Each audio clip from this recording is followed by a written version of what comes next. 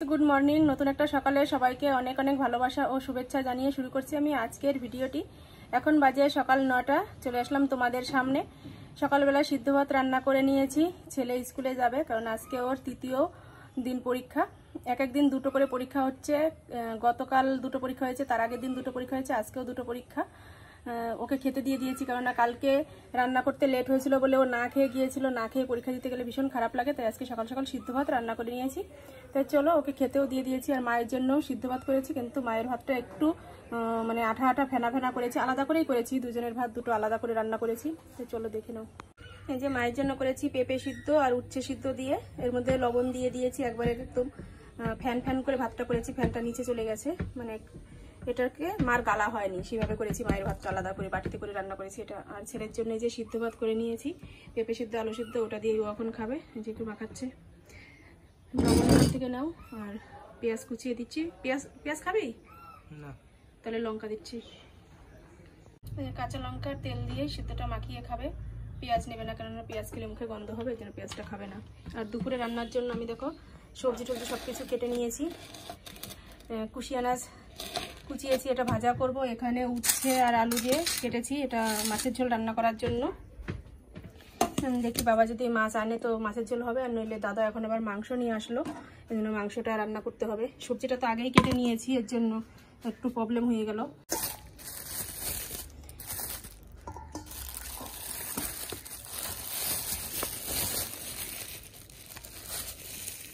হচ্ছে চিকেন নিয়ে এসেছে, এটাই রান্না করতে হবে। কেননা সবজি যেহেতু আগে কাটা হয়ে গেছে, ওইগুলো তো এখন এর মধ্যে দেওয়া যাবে না, এটার জন্য আবার আলাদা আলু উঠানো কাটতে হবে, মশলার জন্য মশলা করতে হবে।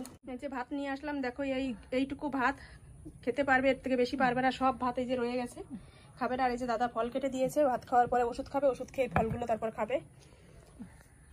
খেতে তো পারছেই না কোনো কিছু, একটু একটু করে খাবে, যেটুকু পারবে সেটুকু খাবে, কেননা জোর করাও যাবে না। তার শরীরে যেটুকু চায়, যেটুকু নিতে পারবে সেটুকুই খাবে। আমার ব্রেকফাস্টটা নিয়ে আসলাম। এই যে আমি নিয়েছি একটা শসা, একটা কলা আর কিছু খেজুর, এটাই আমি খাবো এখন। মাংস টাংস সব ধুয়ে পরিষ্কার করে আসলাম, সব সবজি কেটে নিয়েছি, মশলাও করে নিয়েছি। তা আমি এখন একটু খেয়ে নিই, খেয়ে তারপরে রান্না করতে হবে। এখন বাজে 10টা বাজতে 15 মিনিট বাকি আছে, তবুও খেয়ে নিই, তারপরে রান্না করতে যাব, নইলে আরও দেরি হয়ে যাবে। আর ছেলের স্নান করা খাওয়া দাওয়া সব হয়ে গেছে, ও বেরোবে এখন, স্কুলে যাবে। মাংসটা কষিয়ে নিচ্ছি এদিকে।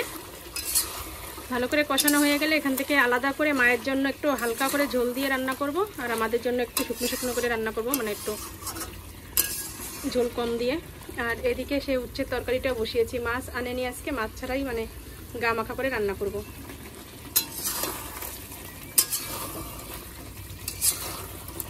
মাংস হয়ে গেছে, এবার গরম মশলা দিয়ে দেব। আর এদিকে মায়ের জন্য তুলে রেখেছি। মায়ের কাছে জিজ্ঞাসা করলাম যে ঝোল করে দেবো নাকি, বলছে যে না, ঝোল করতে হবে না, আমার জন্য কষানো রাখ। ওখান থেকে আমি জল দিয়ে ধুয়ে তারপরে খাবো।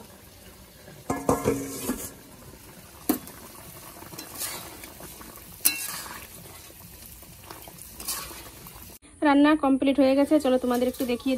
এই যাচ্ছে চিকেনের ঝোল, আর মায়ের জন্য তো আলাদা করে রেখেছি। আর এই যাচ্ছে কুশি আনাজ ভাজা, আর এখানে করেছি উচ্ছে মূলো আলু দিয়ে একটা চচ্চড়ি। আর এখানে তো এই যে ভাত রয়েছে, পেঁপে সিদ্ধ দিয়েছিলাম সেটাও রয়েছে এর মধ্যে। আর মায়ের চিকেনটা তো তোমাদের দেখালাম, আর একবার দেখে নাও। এই যে হচ্ছে মায়ের চিকেনটা রেখেছি। খেতে বসলাম। এই যে নিয়ে নিয়েছি উচ্ছের তরকারি, কুশি আনাজের তরকারি, আর এখানে নিয়েছি যে মাংসের ঝোল। তো চলো খাওয়া দাওয়াটা করে নিই, তারপরে স্নান করবো, কেননা খিদে পেয়ে গেছে, এর জন্য আগেই খেয়ে নিচ্ছি, তারপরে স্নানটা করে। আর মাকে ওই ঘরে দিয়ে এসেছি, তো মা মাংস ঝোল ধুয়ে তারপরে শুধু মাংসও খাচ্ছে। তো চলো খেয়ে নিই। স্নান করে নিয়েছি, ছেলেও স্কুল থেকে বাড়ি এসেছে, ওকেও খেতে দিয়েছি। তারপরে যে সব বাসনপত্র দেখো জড়ো হয়েছিল, সেগুলো সব মেজে ঘষে পরিষ্কার করে নিয়ে আসলাম। আজকে সারাদিন সেভাবে একটু বসার টাইম পাইনি, কেননা মায়ের পেছনে অনেকটা টাইম দিতে হচ্ছে। মাকে মাথা ধোয়ানো, মাকে জামা কাপড় চেঞ্জ করে দেওয়া, হাতে পায়ে তেল ডলে দেওয়া, টাইমে টাইমে তাকে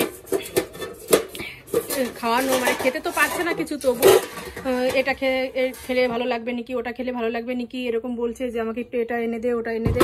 মানে কোনটা যে ভালো লাগবে, কোনটা যে উনি খেতে চাইছে, উনি নিজেও ঠিকমতো বলতে পারছে না। মা বলছে আমাকে একটু এটা করে দে, একটু ওটা করে দে, মুখে দিচ্ছে, মুখে দেওয়ার সাথে সাথেই বলছে আমার ভালো লাগছে না, নিয়ে যা।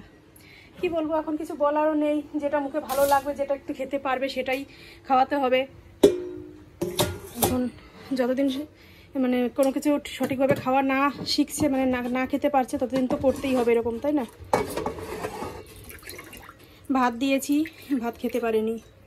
তারপরে এটা বলছে আমাকে একটু করে দে, ওটা একটু করে দে, সেগুলো করে দিচ্ছি, সেটাও খেতে পারছে না। মানে মন চাইছে যে আমি মনে হয় পারবো খেতে, কিন্তু যেই মুখে দিচ্ছে মুখটা গুলিয়ে যাচ্ছে, আর খেতে পারছে না। তো চলো, সকাল থেকে এখন একটু রেস্ট পাইনি বসার, বাসনপত্র সব ধুয়ে নিলাম। আর মাকে একটু পেয়ারা দিয়েছিলাম, পেয়ারাও খেলো না, তাই এই যে আমি এবার নিয়ে আসলাম, এখান থেকেই খাচ্ছি।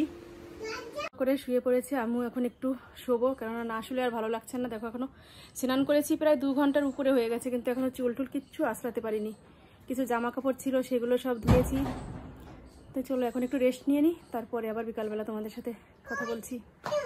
দেখো